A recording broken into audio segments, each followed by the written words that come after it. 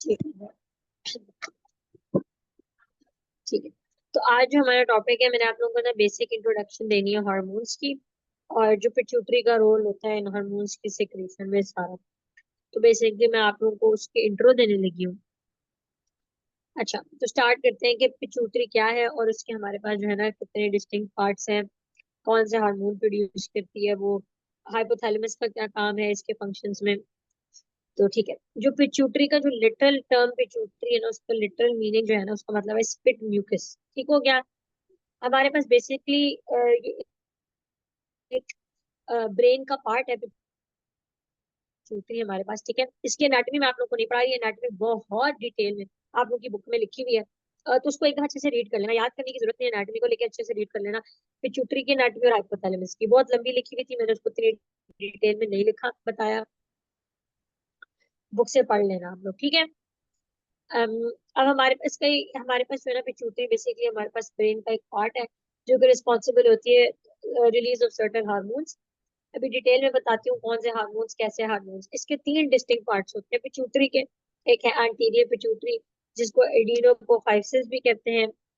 फिर उसका आ जाता है इंटरमीडिएट लोब, जिसको पार्स इंटरमीडियालिस कहते हैं। और फाइनली पोस्टीरियर पिट्यूटरी है, जिसको न्यूरोहाइपोफाइसिस कहते हैं। अब हमारे पास जो पिट्यूटरी है उसके अंदर हमारे पास दो मेजर जो पार्ट्स होते हैं ना, वो इन्वॉल्व होते हैं हार्मोनल प्रोडक्शन के लिए और या स्टोरेज और सिक्रीशन के लिए। एक होता है एंटीरियर पिट्यूटरी और दूसरा है पोस्टीरियर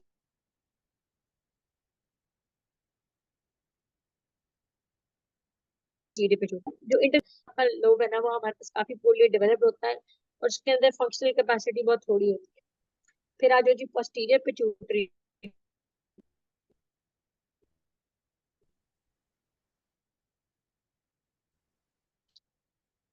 जो पोस्टीरियर पिट्यूटरी होती है बेसिकली रिस्पॉन्सिबल होती है for storage and release of oxytocin and vasopressin, जिसे एडीएचडी कहते हैं। फिर आ जाती है एंटीरियर पिट्यूटरी, ये हमारे पास लार्जेस्ट पोर्शन है पिट्यूटरी का, वेरी इंपॉर्टेंट है बिकॉज ये हमारे पास जो है ना हार्मोन्स सिक्रेट कर रहे हो, pitting hormone FSH, thyroid stimulating hormone TSH. फिर हमारे पास एडिनोकोर्टिकोथायरॉइड हार्मोन एसीटीएच, और फिर ग्रोथ हार्मोन और प्रोलैक्टिन। ये छह हार्मोन्स को सिक्रेट करी होती है। एक सॉरी, एडिनोकोर्टिकोट्रोफिक हार्मोन था, मैंने बताया क्या बोल रहा है कि हमारे पास ये पिट्यूटरी ग्लैंड होता है ना, वो आके हाइपोथैलेमस के साथ इंटरकनेक्टेड होता है थ्रू अ स्टॉक, जिसको हम कहते हैं pituitary stock. Blood vessels and nerves. ये जो आपका पिट्यूटरी, इसकी मैं डायग्राम भी यहाँ पे आप लोगों को दिखा देती हूँ। जो पिट्यूटरी ग्लैंड है, ये हाइपोथैलेमस के साथ इंटरकनेक्टेड है via stalk known as pituitary stalk, और इसके अंदर ब्लड वेसल्स और नर्व्स होती है। एंटीरियर पिट्यूटरी के साथ हार्मोन्स के थ्रू, और पोस्टीरियर पिट्यूटरी के साथ नर्व इम्पल्सेस के थ्रू। ठीक हो गया। अब यहाँ पे जो हाइपोथैलेमस है ना, इसका मेजर क्या काम है। हमारे में मैंने आपको बताया पिट्यूटरी छह हार्मोन रिलीज कर रही होती है। For example luteinising hormone, FSH, TSH, ACTH, growth hormone और प्रोलैक्टिन। अब इनके रिलीज के अंदर ना हमारे पास पिट्यूटरी को कुछ सिग्नल्स चाहिए और वो कर रहा होता है, जैसे पिट्यूटरी फिर फर्दर हार्मोन्स रिलीज करती है। ये जो पिट्यूटरी के छह हार्मोन्स है, ये रिलीज होते हैं under the influence of hormones secreted by the hypothalamus. इसकी डिटेल में आपको थोड़ी सी आगे बताती हूँ। इसके अलावा हाइपोथैलेमस जो वो हार्मोन्स खुद भी प्रोड्यूस करता है, जिसका नाम ऑक्सीटोसिन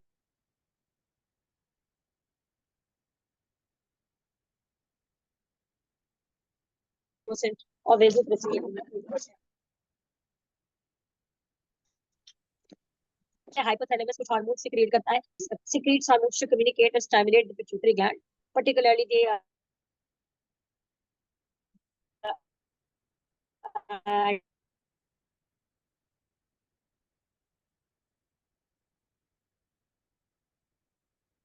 anterior पिट्यूटरी का हार्मोन एक्ट करता है पिट्यूटरी ग्लैंड पे, और पिट्यूटरी ग्लैंड आगे से क्या रिलीज करती है, ACTH, under the action of corticotrophin releasing hormone.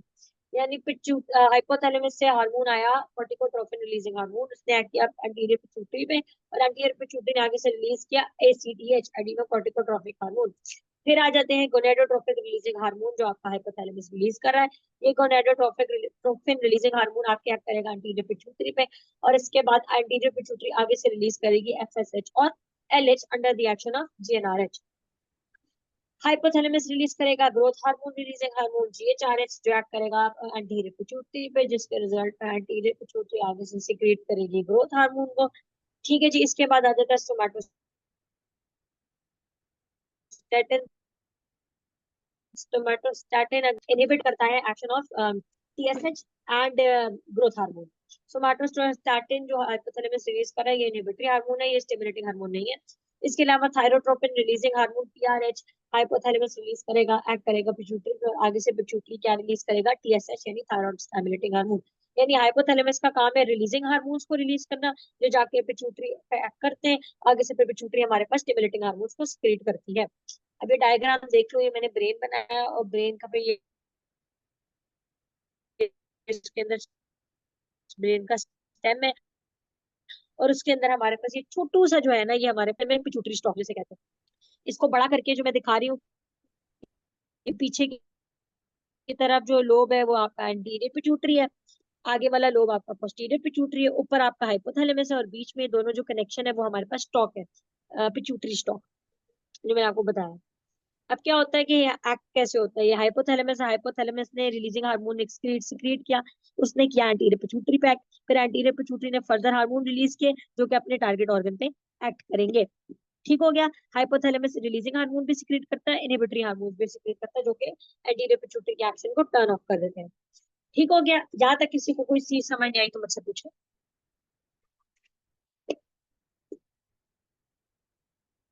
किसी बच्चे का कोई सवाल है यहाँ पे?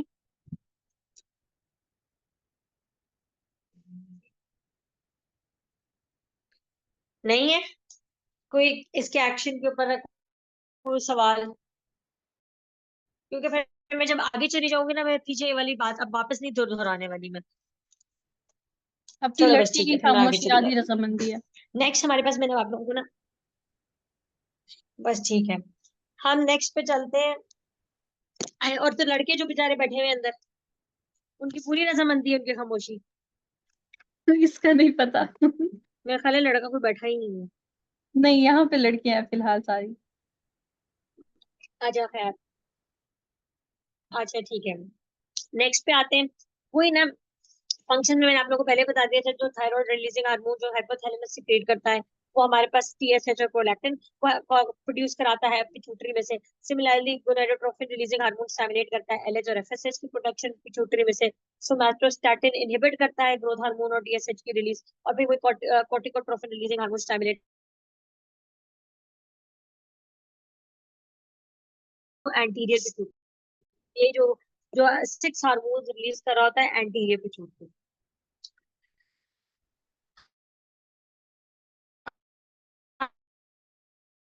हार्मोन जो एंटीरियर पिट्यूटरी में से सिक्रेट आउट हो रहे होते हैं, वो लार्जर होते हैं और मोर कॉम्प्लेक्स होते हैं। ठीक है। अब ये जो एंटीरियर पिट्यूटरी हार्मोन रिलीज कर रहा है, मैंने बताया ना 6 हार्मोन रिलीज कर रहा है वो। ठीक है। अच्छा, मैंने आपको बताया कि हार्मोन्स हमारे पास आइदर ट्रॉपिक हो सकते हैं। ट्रॉपिक का मतलब है कि पहले मैंने आपको अभी एग्जांपल क्या दे रही थी, मैंने कहा थायरोट्रोपिन रिलीजन हार्मोन रिलीज हुआ हाइपोथैलेमस से। ठीक है। उसने एक्ट किया एंटीरियर पिट्यूटरी पे। अब एंटीरियर पिट्यूटरी ने रिलीज किया थायराइड स्टिमुलेटिंग हार्मोन। ये टीएसएच ने एक्ट करना है जाके थायराइड के ग्लैंड के ऊपर, और आगे से हमारे पास थायरोक्सिन रिलीज होगा जो एक्टर हार्मोन है। ठीक हो गया। यानी कि जो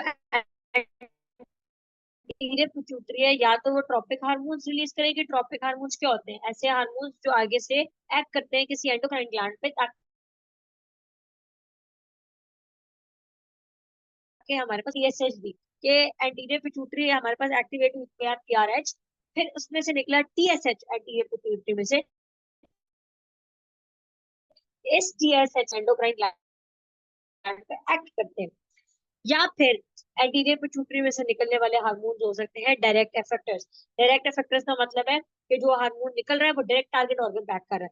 फॉर एग्जांपल हमारे पास ग्रोथ हार्मोन है।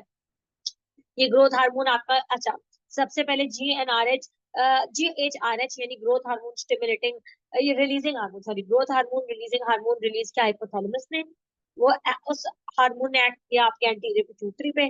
आपके एंटीरियर पिट्यूटरी ने रिलीज किया ग्रोथ हार्मोन। अब ग्रोथ हार्मोन डायरेक्ट जाके आपकी मसल्स पे एक्ट कर रहा है टू इनहेंस ग्रोथ। एक्ट कर रहा है ये इसलिए नहीं कि मसल में से कोई हार्मोन निकले, ठीक है, अगर ऐसा होता तो वो ट्रॉपिक होता। जो जो हार्मोन किसी एंडोक्राइन ग्लैंड पे एक्ट करेगा ताकि एंडोक्राइन ग्लैंड में से फर्दर कोई हार्मोन रिलीज हो, that is known as a tropic hormone. और दूसरे हैं डायरेक्ट इफेक्टर हार्मोन। तो अभी मैंने आपको कहा एंटीरियर पिट्यूटरी में से निकलने वाले हार्मोन्स या तो ट्रॉपिक होंगे या डायरेक्ट इफेक्टर्स होंगे। चलो, अब जो एंटीरियर पिट्यूटरी में से ट्रॉपिक हार्मोन्स निकलते हैं वो कौन से हैं और डिस्कस कर लेते हैं। पहला हार्मोन है एलएच। एलएच क्या करता है हमारे पास, ये हमारे पास जो है ना टेस्टोस्टेरोन की प्रोडक्ट, ये एक्ट करता है लेडिंग सेल्स पे, ठीक है, मेन के अंदर लेडिंग सेल्स पे एक्ट करता है और टेस्टोस्टेरोन की प्रोडक्शन बढ़ाता है और औरतों के अंदर ओव्यूलेशन कॉज कराता है। ठीक हो गया। दूसरा एफएसएच है, ये भी फॉलिकुलर, पहला था ल्यूटिनाइजिंग हार्मोन, दूसरा है फॉलिकुलर स्टाइमुलेटिंग हार्मोन जो फॉलिक्यूल्स पे एक्ट करेगा, responsible for ovarian recruitment and early folliculogenesis in women and spermatogenesis in men। तो ये स्पर्मेटोजेनेसिस कॉज कराएगा मर्दों के अंदर और औरतों के अंदर ये folliculogenesis, यानी एफटीएसएच थायराइड स्टिमुलेटिंग हार्मोन, ये आपके थायराइड ग्लैंड पे एक्ट करता है ताकि हमारे पास थायराइड हार्मोन की प्रोडक्शन हो सके। एसीटीएच एडिनोकोर्टिकोट्रोफिन हार्मोन, ये भी आप जाके किडनी पे एक्ट करता है ताकि आपके पास किडनी के ऊपर एक ग्लैंड होता है ड्रीनल ग्लैंड, उसके ऊपर एक्ट करता है ये।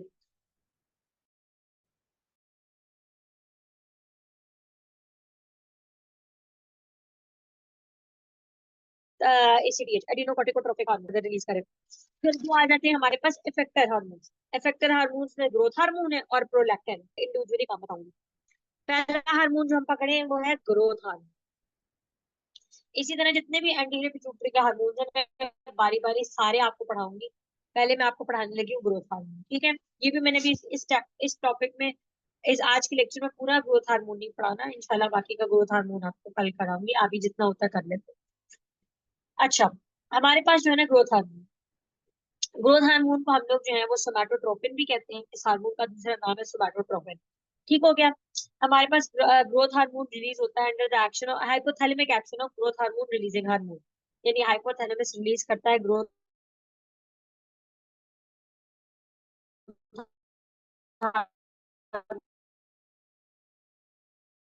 जिसे आपके पास भी कहते हैं। ठीक है, अब सोमैटोस्टैटिन, सॉरी सोमैटोट्रोपिन, तो सोमैटोट्रोपिन की कहते हैं। अब ग्रोथ हार्मोन जिसको हम सोमैटोट्रोपिन भी कहते हैं उसको इनहिबिट करता है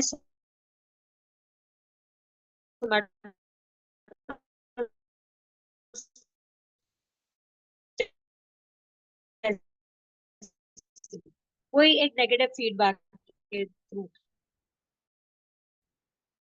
सोमैटोट्रोपिन की तादाद, यानी इस हार्मोन कौन सा हार्मोन है, उसका इनहिबिटरी हार्मोन है सोमैटोस्टैटिन। अब ग्रोथ हार्मोन की सिक्रीशन जो है ना वो एक टाइम में नहीं होती, पल्सेस में होती है, ब्रेक्स के साथ। जैसे पल्स होता है ना, पल्स, जो पल्स की वो कंसिस्टेंसी होती है, पल्सेस में निकलता है ये। और पल्स का जो इंटरवल होता है 2 से 3 घंटे के डिफरेंस के साथ, यानी और इसकी जो पीक होती है वो हमारे पास ऑनसेट ऑफ स्लीप, जो आप सोने लगते हो ना, जब स्टार्ट होती है स्लीप, तब इसकी पीक हो घंटे के इंटरवल के दरमियान रिलीज होता है। तो इंटरवल के दरमियान जो टाइम होता है उसमें ग्रोथ हार्मोन के लेवल गिर सकते हैं। अच्छा, अब ग्रोथ हार्मोन का एक्शन क्या, नाम से पता चल रहा है ग्रोथ हार्मोन बेसिकली आपके मेटाबॉलिज्म में इन्वॉल्व,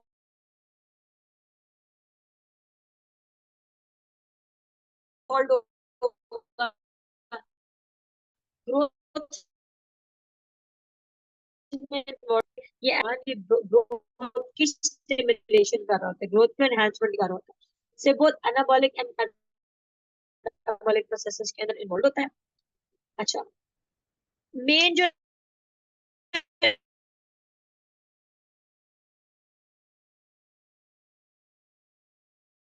ग्रोथ हार्मोन का एक फंक्शन होता है ना, सामान्य फर्स्ट को आपने खाना खाया, आपको फैट हार्मोन जो है वो मैनेज कर रहा हो।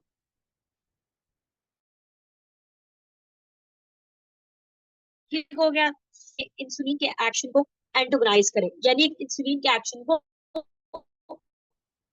अपोज करे, कम करना। ग्रोथ हार्मोन का काम क्या होता है? ग्लूकोज के लेवल्स को बढ़ा देना, एंटागोनाइज इंसुलिन एक्टिविटी या एक्शन। किस तरीके से? प्रमोट्स हेपाटोग्लूकोनियोजेनेसिस। ग्लूकोनियोजेनेसिस क्या था? दूसरे किसी कंपाउंड से ग्लूकोज की फॉर्मेशन कॉज कराना, अमाइनो एसिड्स, प्रोटीन एक्सेट्रा से। तो ग्रोथ हार्मोन का क्या काम है? इंसुलिन का एंटागोनिस्ट है। इंसुलिन का काम होता है ब्लड ग्लूकोज को कम करना, इसका काम होता है ब्लड ग्लूकोज को बढ़ा देना। वो ये कैसे करता है? या hepatic gluconeogenesis and stimulates lipolysis. Lipids की ब्रेकडाउन होगी, नेचुरली ग्लूकोज की तादाद बढ़ जाएगी। इसके अलावा ये क्या करता है? ये स्केलेटल मसल्स में और टिश्यूज के अंदर प्रोटीन की सिंथेसिस को बढ़ा देता है। और उसका काम इनडायरेक्टली यही है ना कि ग्रोथ को, क्योंकि अब वो ग्लूकोज क्यों बढ़ा रहा है? ग्लूकोज बढ़ा रहा है ताकि ज्यादा यूटिलाइजेशन हो, ज्यादा ग्रोथ हो, ज्यादा चीजों की फॉर्मेशन हो। तो ये प्रोटीन सिंथेसिस कॉज करता है स्केलेटल मसल्स में और अदर टिश्यूज में। ग्रोथ हार्मोन के इटसेल्फ डायरेक्ट इफेक्ट्स बहुत ज्यादा है, आपकी बुक में बहुत थोड़े लिखे हुए। तो आप लोग ऐसा कर सकते हो कि आप नेट से भी पढ़ सकते हो कुछ एक्स्ट्रा इसके इफेक्ट्स। ग्रोथ हार्मोन के डायरेक्ट इफेक्ट्स बहुत ज्यादा है, इसके अलावा ये इनडायरेक्टली भी इफेक्ट करता है बाय फैक्टर्स नोन एज सोमैटोमीडियंस। सोमैटोमीडियंस को इंसुलिन ग्रोथ फैक्टर्स भी कहते हैं। इसका क्या मतलब है? जो सोमैटोमीडियंस होते हैं ना, ये पॉलीपेप्टाइड हार्मोन्स होते हैं जिनकी कॉन्सेंट्रेशन प्लाज्मा में ना ग्रोथ हार्मोन कंट्रोल कर रहा होता है।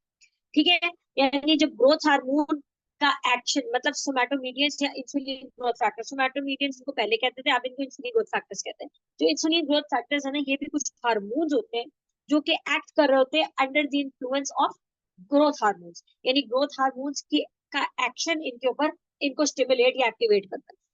ठीक है, सोमैटोमीडियंस जो है stimulate cartilage growth and mitosis and growth of several extra cellular cell types. यानी इनका बेसिकली काम होता है सेल ग्रोथ कराना। सोमैटोमीडियंस है इंसुलिन लाइक ग्रोथ फैक्टर्स का। ठीक हो गया। इनका काम होता है आपके पास कार्टिलेज में ग्रोथ कराना, माइटोसिस यानी सेल की प्रोडक्शन कराना, और cell extra extra skeletal cells को बढ़ाना। ठीक है। अच्छा, इनको इंसुलिन लाइक ग्रोथ फैक्टर्स इसलिए कहते हैं क्योंकि ये ना इंसुलिन जैसी एक्टिविटी शो कर रहे होते हैं एडिपोज टिश्यूज के अंदर, इसलिए इनको इंसुलिन लाइक ग्रोथ फैक्टर्स कहते हैं। तो हमने इधर इनको क्यों इंक्लूड किया? क्योंकि जो इंसुलिन लाइक ग्रोथ फैक्टर्स या सोमैटोमीडियंस होते हैं ना, ये बेसिकली ग्रोथ फैक्टर के इन्फ्लुएंस में काम कर रहे होते हैं। Growth factor in growth hormone इन पे एक्ट करता है, और ये फिर आगे से स्टिमुलेट होते हैं और ग्रोथ में हेल्प करते हैं, सेल्स की प्रोडक्शन में हेल्प करते हैं। कौन से दो हमारे पास दो ऐसे सोमैटोमीडियंस या इंसुलिन लाइक ग्रोथ फैक्टर्स हैं जो बॉडी के लिए इंपॉर्टेंट होते हैं? उनका नाम हमारे पास है insulin like growth factor 1 and insulin like growth factor BP3। ठीक हो गया। बट बेसिकली ग्रोथ हार्मोन का मेन एनाबॉलिक और कैटाबॉलिक प्रोसेसेस में काम होता है। ठीक है जी। फेट टू फास्टिंग स्टेट में लाने के लिए ग्लूकोज का ये एंटागोनिस्ट होता है। ठीक है, हेपाटिक ग्लूकोनियोजेनेसिस कराता है, लाइपोलाइसिस कॉज कराता है। इसके अलावा इनहांस प्रोटीन सिंथेसिस कॉज कराता है स्केलेटल मसल्स में, दूसरे टिश्यूज में। इसके अलावा डायरेक्ट इफेक्ट्स ये, इसके अलावा भी डायरेक्ट इफेक्ट्स बहुत सारे। इनडायरेक्टली हमारे पास थ्रू सोमैटोमीडियंस, तो ये हमारे पास सेल और कार्टिलेज की ग्रोथ कॉज करा रहा होता है। ठीक है, अब बेसिकली हम लोगों ने ग्रोथ हार्मोन को टेस्ट किस तरीके से करना है? हमारे पास single measurement of growth hormone. Growth hormone को बस एक दफा मेजर करना ना, यानी कितना है बॉडी में, डायग्नोस्टिक नहीं हो सकता, क्योंकि ग्रोथ हार्मोन के लेवल्स चेंज होते रहते हैं। तो ग्रोथ हार्मोन के लेवल्स को खाली मेजर करना इज नॉट डायग्नोस्टिक। ठीक है, हम लोग क्या कर सकते हैं, ये मैंने यहाँ नहीं लिखा हुआ, एंड पे लिखा हुआ, लेकिन मैं आपको बता देती हूँ।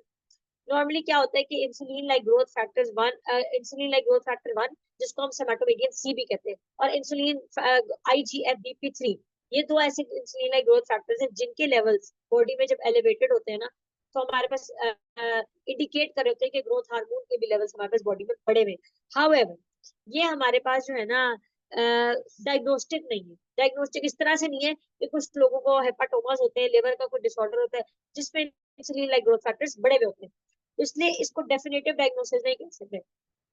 तो डेफिनेटिव डायग्नोसिस किस तरह से की जाती है? वो दो मेथड्स है। एक है GH एक्सेस के लिए, ग्रोथ हार्मोन के एक्सेस को टेस्ट करने के लिए। दूसरा ग्रोथ हार्मोन की डेफिशिएंसी को चेक करने के लिए। तो ग्रोथ हार्मोन के एक्सेस को टेस्ट करने के लिए जो हमारे पास डेफिनेटिव टेस्ट है, वो है ओरल ग्लूकोज लोडिंग। मैं पानी पी लूं, फिर मैं आप लोगों को बताती हूँ।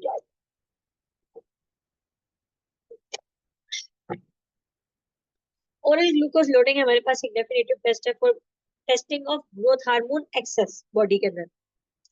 इसमें हम क्या करते हैं कि पेशेंट को ओवरनाइट फास्ट कराते हैं, यानी भूखा होगा वो ओवरनाइट, जब पेशेंट आपके पास आएगा तो आपने क्या करना है, उसको 100 ग्राम ओरल ग्लूकोज देना है, ठीक है। लेकिन ग्लूकोज देने से पहले टेस्टिंग करनी है, यानी टाइम 0 पे टेस्टिंग करनी है, फिर उसके बाद 1 घंटे के बाद, और फिर 2 घंटे के बाद आफ्टर ग्लूकोज इंजेक्शन, ठीक है। सबसे पहले आपने ओवरनाइट फास्ट कराया, अगले दिन वो आया, उसको 100 ग्राम ग्लूकोज दिया, उसके बाद जैसे ही दिया तब टेस्टिंग की, फिर 1 घंटे के बाद टेस्टिंग की, फिर 2 घंटे के बाद, यानी 0 मिनट्स, 60 मिनट्स एंड 120 मिनट्स के बाद ग्लूकोज के इंजेक्शन के बाद आपने टेस्टिंग की, यानी 100 ग्राम ग्लूकोज का लोड दिया है। अच्छा अच्छा, following glucose loading, GH levels are undetectable in normal individuals. However, in patients with acromegaly, GH levels fail to suppress and may even rise. मैंने आपको GH ग्रोथ हार्मोन का क्या फंक्शन बताया था, मैंने कहा था कि ग्रोथ हार्मोन जो होता है उसका काम होता है ग्लूकोज के लेवल्स को बॉडी में बढ़ाना, ठीक हो गया। अब नॉर्मली क्या है, अगर आपने पेशेंट को ग्लूकोज का लोड दिया है, नेचुरली ग्रोथ हार्मोन सप्रेस हो जाना चाहिए, क्योंकि बॉडी में ऑलरेडी 100 ग्राम ग्लूकोज है, तो आपके पास ग्रोथ हार्मोन के लेवल तो सप्रेस हो जाएंगे। हाउएवर जिन पेशेंट्स के अंदर एक्रोमेगैली होती है, एक्रोमेगैली जिसमें का मतलब है ग्रोथ हार्मोन का एक्सेस, उनके अंदर आपने ग्लूकोज का लोड ही दिया है तो उसका ग्रोथ हार्मोन सप्रेस नहीं हुआ, इंस्टेड वो ग्लूकोज के लेवल्स, ग्रोथ हार्मोन के लेवल्स नॉर्मल रहे और कुछ केसेस में बढ़ गए। यानी कोई नॉर्मल इंडिविजुअल होगा, उसके अंदर, क्योंकि ग्रोथ हार्मोन का काम क्या है, ग्लूकोज के लेवल्स को बढ़ाना, नॉर्मल इंडिविजुअल में जब आप ऑलरेडी ग्लूकोज इतना ज्यादा दे दोगे तो उसके अंदर हमारे पास levels of growth hormone suppress कर जाएंगे। हाउएवर ऐसा पेशेंट जिसमें ग्रोथ हार्मोन के लेवल्स बढ़े हुए होंगे या ग्रोथ हार्मोन एक्रोमेगैली होगी किसी भी वजह से, उसमें ग्रोथ हार्मोन जो है वो नॉर्मल या रेज्ड अमाउंट में होगा, सप्रेस नहीं होगा, ठीक हो गया। अब एक्रोमेगैली क्या होती है वो इंशाल्लाह कल पढ़ाऊंगी, इसके अलावा ग्रोथ हार्मोन की डेफिशिएंसी भी कल पढ़ाऊंगी। अच्छा, अब ग्रोथ हार्मोन की डेफिशिएंसी, अभी तो मैंने पढ़ा ना कि पढ़ाया कि ग्रोथ हार्मोन का एक्सेस कैसे जो है वो डिटेक्ट किया जाता है। अब मैं आप लोगों को पढ़ाने लगी हूँ कि ग्रोथ हार्मोन की डेफिशिएंसी कैसे डिटेक्ट की जाती है। अच्छा, डेफिशिएंसी, ग्रोथ हार्मोन के एक्सेस को डिटेक्ट करना आसान होता है, लेकिन ग्रोथ हार्मोन की डेफिशिएंसी को डिटेक्ट करना बहुत डिफिकल्ट होता है और कॉम्प्लिकेटेड प्रोसेस होता है। अब पास्ट में बहुत सारी स्ट्रेटेजीज इस्तेमाल की गई है, एक ग्रोथ स्टैंडर्ड भी होता, एक गोल्ड स्टैंडर्ड भी होता था ग्रोथ हार्मोन को मेजर करने का, लेकिन अब वो इस्तेमाल नहीं किया जाता। अब क्योंकि स्ट्रेटेजीज चेंज हो रही, क्योंकि मुश्किल चीज है डायग्नोज करना, तो अब जो नई स्ट्रेटेजीज इस्तेमाल हो रही है ना ग्रोथ हार्मोन की डेफिशिएंसी के लिए, उसमें क्या किया जाता है कि पेशेंट को ना ग्रोथ हार्मोन रिलीजिंग हार्मोन और एल आर्जिनिन का, या फिर एल आर्जिनिन और ओरल एल डोपा का एक इन्फ्यूजन दिया जाता है, ठीक है। एक मिक्सचर दिया जाता है ग्रोथ हार्मोन रिलीजिंग हार्मोन और एल आर्जिनिन, या एल डोपा और एल आर्जिनिन का मिक्सचर दिया जाता है, पिलाया जाता है उसको, ठीक है। ये इंट्रावीनस, हाँ ओरल दिया जाता है एल डोपा, ठीक हो गया। जो GHRH और एल आर्जिनिन है वो इंट्रावीनसली दिया जाएगा, और अगर दूसरी तरह से दोगे तो एल आर्जिनिन को इंट्रावीनसली और ओरल डोपा को ओरली, यानी आप लोगों ने बस याद करना है कि एक इन्फ्यूजन दिया जाता है ग्रोथ हार्मोन रिलीजिंग हार्मोन साथ एल आर्जिनिन का, या फिर L arginine coupled with oral L dopa, इसका एक इन्फ्यूजन पिलाया जाएगा। अब ग्रोथ हार्मोन रिलीजिंग हार्मोन को क्या करना चाहिए, जैसे आपने उसका इन्फ्यूजन पिलाया, या एल डोपा को क्या करना चाहिए, इन दोनों को आपका ग्रोथ हार्मोन के लेवल्स को बढ़ा देना चाहिए, क्योंकि ये हमारे पास स्टिमुलेट करते हैं एंटीरियर पिट्यूटरी को कि ग्रोथ हार्मोन रिलीज हो, ठीक है। अब हमारे पास अगर ग्रोथ हार्मोन्स के लेवल्स 3 या 5 नैनोग्राम पर ml से बढ़ गए, इसका मतलब है कि ग्रोथ हार्मोन की डेफिशिएंसी नहीं है, क्योंकि लेवल्स बढ़ गए ग्रोथ हार्मोन के। लेकिन अगर आपके पास लेवल्स इससे कम है, अगर आपके पास लेवल्स इससे कम है, तो इसका मतलब है कि आपके पास ग्रोथ हार्मोन की डेफिशिएंसी है, क्योंकि आपने तो GHRH और एल आर्जिनिन को उसको मिक्सचर दिया है ना, जो GHRH है वो ग्रोथ हार्मोन रिलीजिंग हार्मोन है, उसको आपके एंटीरियर पिट्यूटरी पे एक्ट करके आपको ग्रोथ हार्मोन का रिलीज बढ़ा देना चाहिए। लेकिन अगर आपके ब्लड के अंदर even after this infusion growth hormone releasing growth hormone ना बढ़े, इसका मतलब है कि आपके पास ग्रोथ हार्मोन की डेफिशिएंसी है, और अगर 3 से 5 नैनोग्राम पर ml बढ़ गया, इसका मतलब है ग्रोथ हार्मोन की डेफिशिएंसी नहीं है। अब किसी के पास कोई सवाल है तो पूछ लो मेरे से। आप ही जो स्मेटोमीडियम आपने बताया है वो दोबारा से बता दें। अच्छा, मैं बता देती हूँ। सोमैटोमीडियंस को ना हम इंसुलिन लाइक ग्रोथ फैक्टर्स भी कहते हैं, क्योंकि इनका जो एक्शन होता है ना वो इंसुलिन से मिलता जुलता होता है, ठीक है, इसलिए इनको इंसुलिन लाइक ग्रोथ फैक्टर्स भी कहते हैं। और इनका पहले नाम था सोमैटोमीडियंस, अब इनको इंसुलिन लाइक ग्रोथ फैक्टर्स कहते हैं। ये बेसिकली पॉलीपेप्टाइड हार्मोन्स है, जिनका जो प्लाज्मा में कंसंट्रेशन है ना वो ग्रोथ हार्मोन पे डिपेंडेंट है। जब ग्रोथ हार्मोन रिलीज होता है ना तो ग्रोथ हार्मोन एक्ट करता है लिवर पे, लिवर आगे से रिलीज करता है सोमैटोमीडियंस या उनको इंसुलिन लाइक ग्रोथ फैक्टर्स कह रहे हैं।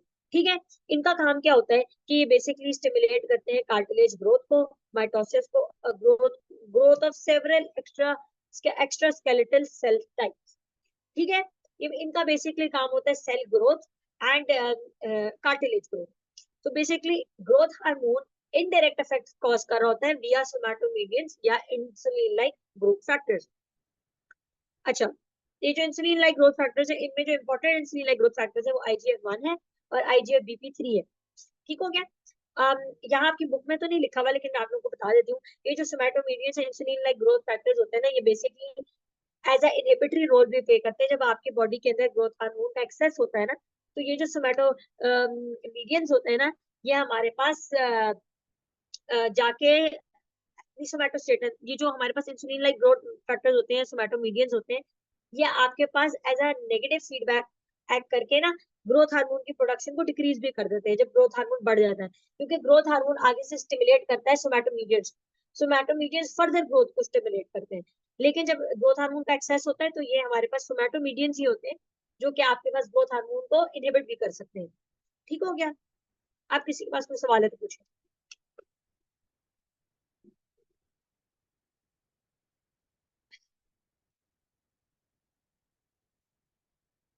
सारी गूंगी बेटियां मेरी सारी यहाँ पे, नो सवाल। अच्छा, अब मैंने आप लोगों को कल ना एक्रोमेगैली पढ़ाना है और साथ में मैंने ग्रोथ हार्मोन की डेफिशिएंसी, कल या परसों, सॉरी परसों मेरा ख्याल है, ग्रोथ हार्मोन की डेफिशिएंसी पढ़ानी है। क्यों होती है, किस वजह से होती है। इसके अलावा मेरा ख्याल है मैं आप लोगों को प्रोलैक्टिन भी पढ़ा दूंगी, और अगर टाइम हुआ तो आप लोगों को पोस्टीरियर पिट्यूटरी भी स्टार्ट करा दूंगी, क्योंकि एंटीरियर पिट्यूटरी के तो हार्मोन्स काफी ज्यादा है ना, तो वो तो साथ साथ ही होते जाएंगे। तो कल मैंने इंशाल्लाह आप लोगों को एक्रोमेगैली पढ़ाना है और ग्रोथ हार्मोन की डेफिशिएंसी साथ प्रोलैक्टिन, तो फिर देख लेंगे और कौन सा हार्मोन्स के लिए टाइम बचता है। हो गया मेरी बेटियों का काम। किसी ने कोई सवाल पूछना है? बच्चों बोला करो, 1 महीने नहीं से पूछ, ज्यादा हो गया, सारी गूंगी इन्फेक्शन है। रहती है।